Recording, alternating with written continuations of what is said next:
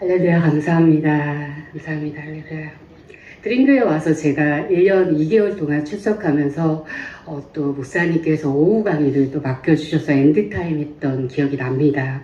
강의를 맡겨주시고 또 2년 2개월 동안 함께 예배하고 그러면서 제가 3년 대학 간 동안도 매주 중보기도 해주시고 또 매 학기마다 후원해주시고 제가 감사히 잘 마칠 수 있었습니다. 전 학교를 잘 졸업하고 이제 전임 사역자로 가는 단계에서 하나님께서 잠시 제 건강을 사용하셔서 잠시 쉬게 하시고 그 기회로 오히려 이렇게 찾아뵙고 인사드리게 되어서 저는 너무 감사하게 생각합니다. 그래서 이 감사를 전하는 방법으로 목사님 어떻게 하면 좋을까요? 했더니 목사님께서 또 설교를 맡겨주시는 겁니다.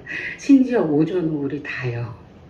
우리 목사님은요, 제가 아무것도 아니던 그 처음 초창기부터 오후 강의를 덜컥 믿고 맡겨주셨던 분이시잖아요. 정말 벼랑 끝으로 저를 모시는 분이십니다. 그래서 저는 또 이제 거룩한 부담이지만 너무 부담스러웠습니다.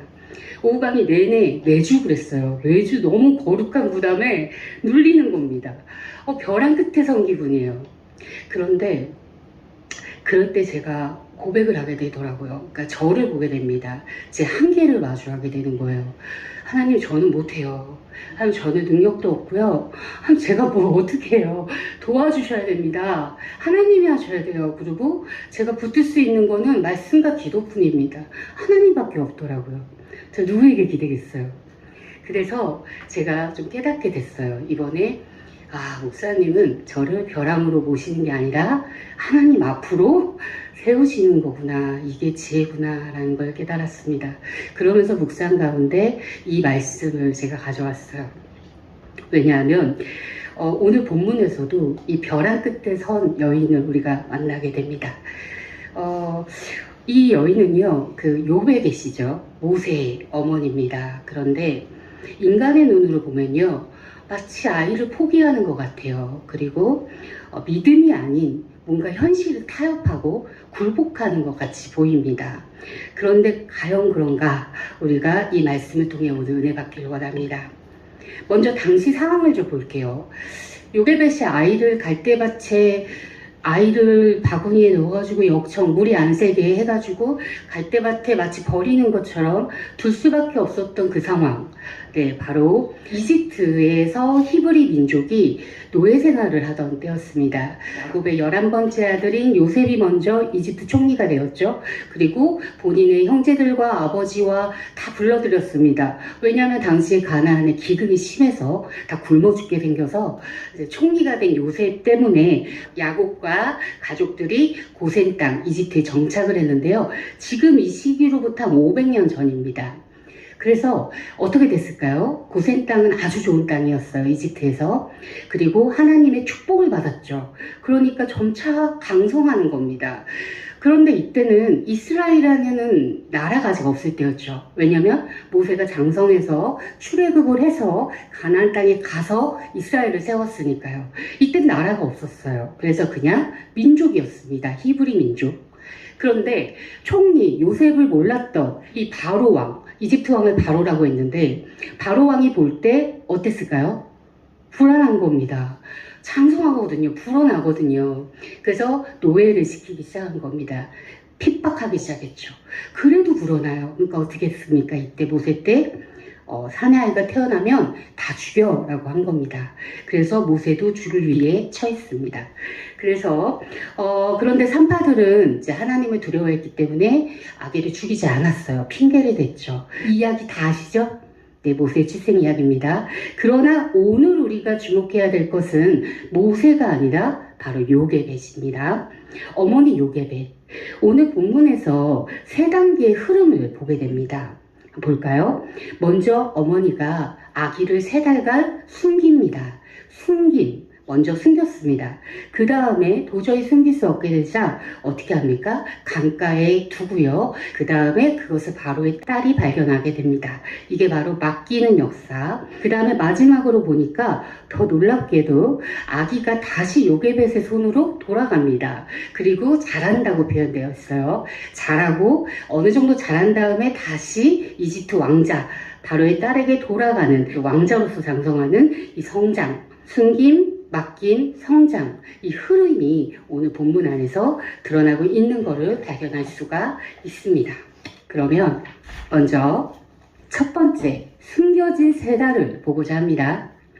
2절에 보니까 아이를 세 달간 숨겼습니다. 바로 보호와 양육의 시기죠. 요게벳은 아기의 목숨을 숨기기 위해 사람들로부터, 세상으로부터 숨기게 돼요.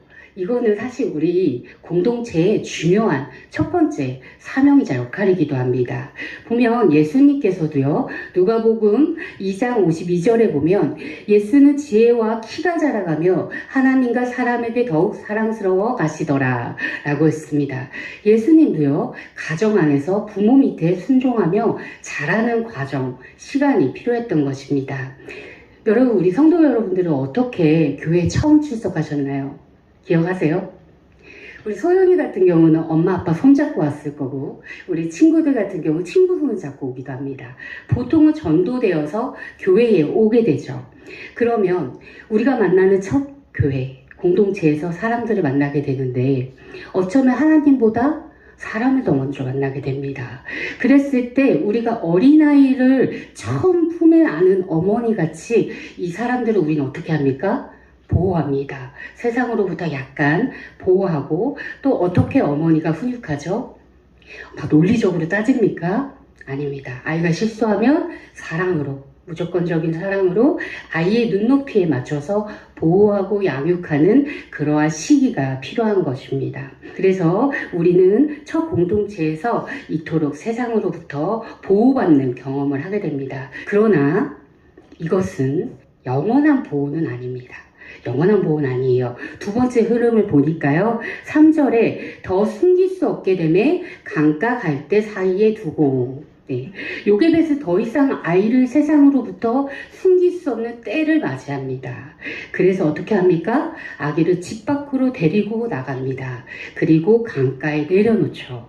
이거는 포기가 아니라 내 손을 떠나 하나님께 맡기는 것입니다. 하나님의 손으로 넘긴 것이죠. 강은요, 인간이 통제할 수 없는 영역입니다. 요게벳은 할 수 있는 최선을 다한 겁니다. 그랬을 때 요게벳이 할 수 있는 건 무엇이었을까요? 하나님께 맡기고 기도하는 것 뿐이었을 겁니다.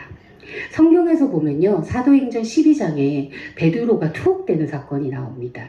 그때 사람들은 모여서 베드로를 위해서 기도했습니다. 그러자 하나님께서 기적을 일으키시죠. 베드로에게 천사를 보내셔서 베드로를 탈옥시키시고 베드로가 기도하는 집으로 돌아가게 하십니다. 이처럼 우리가 기도할 때 하나님이 길을 여시는 걸 우린 볼 수가 있습니다. 6절에 보니까 바로의 딸이 모세를 발견하고 불쌍히 여겨라고 나옵니다. 바로의 딸, 파라오의 공주죠. 하나님은 참 긍휼의 하나님이십니다. 긍휼한 마음을 바로의 딸에게 주는 기적이 일어났던 거예요. 그래서 이 아이를 건졌던 그 바로의 딸은요, 모세 입장에서는 구원의 손입니다. 물로부터 건졌고요, 죽음으로부터 생명으로 건져준 그 손, 바로 하나님, 구원의 손이었던 것이죠. 이처럼요, 하나님께서는요, 하나님이 준비하신 그 긍휼의 통로가 기도를 통해 열리는 것을 우리는 알 수 있습니다. 그리고 마지막으로 이어지는 세 번째 흐름을 보니까 이 아이는 다시 놀랍게도 다시 요게벳의 손에서 자라게 되고 이집트 왕자로서 장성하더라, 이렇죠. 그러니까 요게벳에게 갔고 이 아이가 자라며 바로의 딸에게 데려가니 라고 되어 있습니다. 여기서 자라다, 요게벳의 손에서 자란 기간이 있어요. 이 기간, 이 자라다는 히브리어로 가달이라고 하는데요, 단순히 젖을 때는 시기를 말하는 건 아닙니다. 육체적인 성장이 아니라 좀 더 어떠한 의미가 있는 성장 단계를 말할 때 가달이라고 합니다. 그러니까 또 모세가 후에 보면 장성한 뒤에 이집트 사람과 이스라엘 사람이 다투는 것을 봤을 때요, 히브리 민족 편에 서요. 그러면서 나의 형제를 표현해요. 그러니까 이상하지 않습니까? 젖만 떼는 시기는 보통 2세에서 3세, 네, 고대 이집트 기준으로 봅니다. 그런데 젖만 떼고 왔다면요, 그러면 2살 이렇게 됐다면 왜 이집트 왕자로 자란 모세는 히브리인을 자기 형제라고 표현했을까요? 이것은요, 아마도 이 시기를 학자들은 2세에서 5세까지 봅니다. 이 가달의 기간을. 그랬을 때 아마 정체성이 아이들이 이제 말도 하고 이러면서 정체성이 자라나 정체성의 씨앗이 생기는 5살까지 아주 중요한 시기잖아요. 그때 엄마한테 하나님 이야기를 들었겠죠. 그리고 히브리어로 엄마와 대화를 했겠죠. 그러니까 이집트 왕자로 자랐지만 난 히브리인이야 라는 정체성이 모세에게 심겨져 있었던 것입니다. 그래서 우리가 발견할 수 있는 것입니다. 그래서 하나님은 이렇게 놀랍게 하나님의 계획을 갖고 계심을 우리가 알 수 있습니다. 저는 이것을 놀라운 하나님의 경륜, 역사하심이라고 생각합니다. 모세는요, 죽임을 당해야 했던 노예의 아들이었어요. 그런데 놀랍게도 이집트 왕자로 신분이 바뀌게 된 것입니다. 참으로 놀랍지 않습니까? 네, 하나님의 역사가 이렇습니다. 그래서 우리는요, 이러한 하나님을 목격하기 위해서 뭐 해야 될까요? 먼저 액션을 취해야 됩니다. 볼까요? 모세의 누이도요, 4절에 보면 엄마가 강가에 내려놨어요. 그러니까 모세의 누이가 그렇게 생각하죠. 4절에 어떻게 되는지 보려고 거기 있었다고 합니다. 그리고는 바로의 딸이 아기를 건졌을 때 모세의 딸이 그러지 않습니까? 뭐라고 합니까? 내가 아는 히브리 여인이 있는데요. 유모로 데려올까요? 정말 지혜롭죠. 예, 바로 그렇습니다. 하나님께서는요, 이처럼 목격하고자 하는 자, 하나님이 하시는 일을 보고자 하는 자에게 하나님의 일을 보여주심을 우리는 발견할 수 있습니다. 자, 근데 여러분, 온전히, 완전히 하나님께 맡긴다. 이거 쉽습니까? 우리의 손에서 무언가를 완전히 놓는다. 그래서 저 불교에서도 극도의 단계를 무소유라고 하잖아요. 쉬운 게 아닙니다. 인간적으로 내 것을, 내 삶을, 내 자녀를 내 손에서 내려놓는다. 하나님께 온전히 맡긴다. 이거 인간적으로 정말 쉽지 않습니다. 우리는 알고 있죠. 우리의 자녀들요, 잘 못 놓습니다. 어머니, 부모님들, 또 우리 사람들, 또 우리의 미래, 우리의 계획, 이거 잘 못 놓습니다. 우리 맞습니까? 우리의 고백이죠. 우리의 한계입니다. 이럴 때 우리는 어떻게 해야 할까요? 하나님은 놓으라고 하시는데 맡겨야 목격한다. 그래야 내가 일한다. 보아라. 가만히 있어라. 내가 한다. 그 믿음을 우리는 어떻게 가질 수 있을까요? 이러한 질문이 떠오릅니다. 여러분들은 어떻게 하십니까? 네, 답안지를 봐야죠. 주님이 계시잖아요. 성경이 계시잖아요. 주님이 본을 보여주셨잖아요. 이럴 때 우리는 주님을 바라봐야 합니다. 문제지가 아니라 답안지를 봐야죠. 그럼 우리 성경을 한번 볼까요? 예수님 어떻게 하셨을까요? 누가복음 23장 46절에는요. 예수님의 마지막 순간이 나오죠. 예수님이 마지막 내뱉으신 말 기억하십니까? 아버지여, 내 영혼을 아버지 손에 부탁하나이다 였습니다. 아버지 손에 내 영혼을 부탁하나이다. 먼저는요, 하나님께서 아들 예수님을 이 땅에 내려놓으셨습니다. 그리고 예수님은 십자가에서 자기 자신을 다시 하나님께 맡겨 올려드렸습니다. 이 본이 있잖아요. 예수님의 본에 따라 우리에게도 맡길 능력이 있습니다. 왜입니까? 예수님의 능력은 우리 능력이라고 했거든요. 예수님의 권세는 우리 권세라고 했거든요. 예수님이 하셨으면 우리도 따라 해야 합니다. 우리는 제자니까요. 우리는 예수님을 따르는 자들이니까요. 예수님도 자신과 자신의 사람들을 하나님께 맡겨 올려드렸습니다. 그러니까 우리도 할 수 있습니다. 요게벳은 아들을 강에 내버린 것이 아니라 하나님 손으로 흐르게 내버려 맡긴 것입니다. 예수님도 자신의 목숨을 십자가에서 포기하신 게 아니라 다시 사시기 위해 더 큰 영광을 바라보고 하나님 손에 자신의 영혼을 맡겨 올려드린 것입니다. 평안하게요, 기쁘게요, 믿음으로. 이처럼 자기 손에서 하나님 손으로 흘러간 것입니다. 그것이 하나님의 계획이니까요. 옮겨간 것입니다. 그럼 우리 다시 첫 장면으로 돌아가 볼까요? 자, 요게벳이 강가에 섰습니다. 여러분들도 요게벳이 본 그 강가처럼 막다른 길에 선 적 많으시죠? 너무 많으시죠? 저도 매주 섰습니다. 우리 매시간 참 많은 선택의 기로에 씁니다. 너무너무 어려운 사람도 있고요. 해결되지 않는 문제도 있고요. 뭐 건강의 문제도 있고요. 참 우리 손으로는 최선을 다했지만 안 되는 그런 것들이 있죠. 얼마나 조용했을까요? 한번 생각해 보세요. 그 강을, 아기를 담아왔는데 아마 사람들의 눈에 피해서 왔겠죠. 어두웠을 겁니다. 아무도 없었을 거예요. 딸은 못 쫓아왔지만 그랬을 때 굉장히 조용했을 거예요. 이처럼 우리도 아무도 없고 나 혼자 짊어져야 하는 숙제들, 벼랑 끝 막다른 곳에 우리도 섭니다. 반드시 서게 됩니다. 이때 요게벳은 어떤 마음이었을까요? 아기를 내려놓을 때 어떤 표정이었을까요? 불안해서 떨었을까요? 너무 서러워서 울었을까요? 너무 무서워서 아기가 죽을까봐 너무 슬펐을까요? 물론 인간이기 때문에 두려움도 있고 떨림도 있었을 겁니다. 그러나 저는 그 고요한 강처럼요, 요베겟의 마음에 난 최선을 다했어. 더 이상 저는 할 수 없어요. 하나님. 이제 하나님께 맡겨 올려드립니다. 라고 했을 때 그 잔잔한 고요와 평안과 마음에 믿음의 확신이 있었기 때문에 요게벳은 평안히 단호하게 담대하게 저는 내려놨을 거라고 생각합니다. 그 눈에 믿음이 가득 찼을 거예요.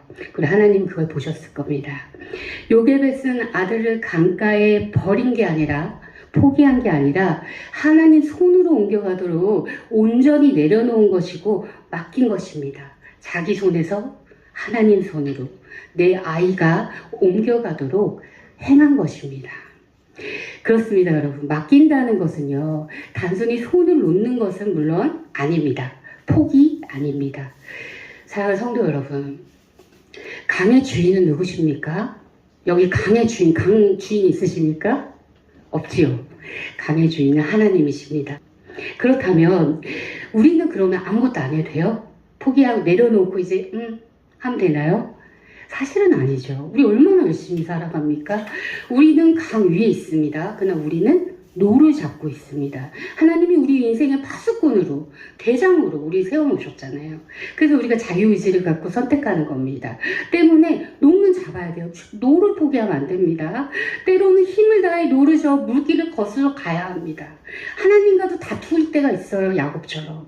그리고 어떨 때는 노를 내려놓고 하나님 몰라요. 내려놓을 때도 있습니다. 하나님께 항복할 때도 있어요.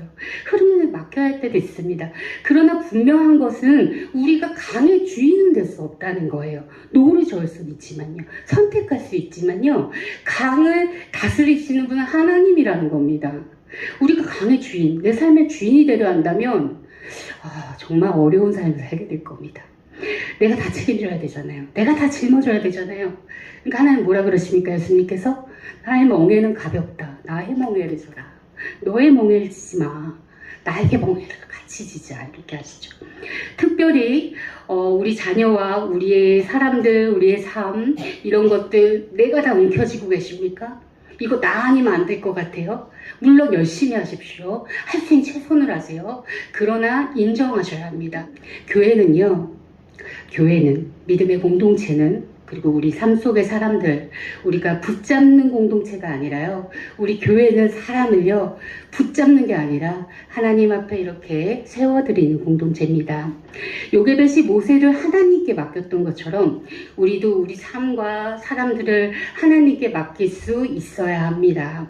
왜냐하면 우리는 노를 잡고 있지만 강을 만드신 분, 강의 참 주인은 하나님이시기 때문입니다.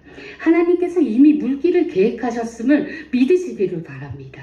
우리 삶에 하나님의 주권을 인정하시길 바랍니다. 그때부터 목격하실 거예요. 하나님이 하시는 일을. 내 인생은 물론이고 내 자녀, 내 것들, 내 주변 사람들, 내 사람들, 그들의 주인은 하나님이십니다. 하나님이 하실 것입니다. 우리는 돕는 거예요. 우리의 주님은 예수님이십니다. 아멘이십니까? 우리 삶의 주인이 누구시라고요?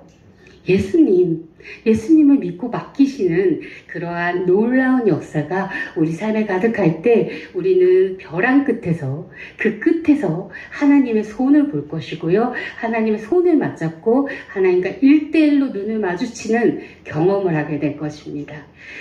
저는 앞으로도 이 교회가요, 정말 숫자는 중요하지 않거든요. 한 사람을 온전히 세우는 것, 이게 부흥 아닙니까?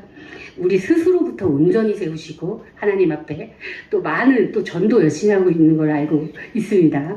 예, 하나님 앞에 많은 사람을 하나님 앞에 세우는 그런 공동체가 되기를 저도 같이 함께 계속 기도하고 또 소망합니다. 네, 할렐루야. 이 모든 것 하나님이 인도하실 겁니다. 우리 고백하는 마음으로 나아가는 게 주님 인도하시네.